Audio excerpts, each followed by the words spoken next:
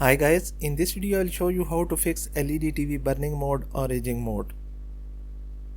If your TV is showing colors red, green, blue, black or white on the screen as you are watching, then you have burning mode problem.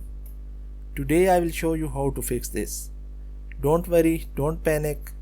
I'm showing you two methods in this video. Watch the video complete, don't skip any part, like if this helps, and subscribe our channel. So the first method is, viewers, you have to power off TV from wall socket and then press and hold the power button on the TV and power on from wall. Don't release the power button. You have to wait until TV boots and the colors disappear. Don't release it before the TV boots up completely.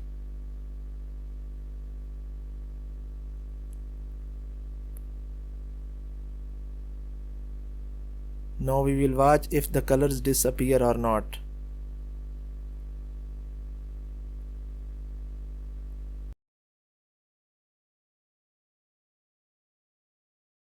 Burning mode starts again, so this method is not working in our case.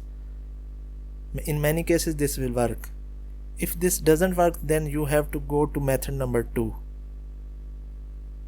Method 2 is, viewers, power off your TV from remote during the burning process. When the TV is showing colors, then power on again from the remote and keep pressing keys.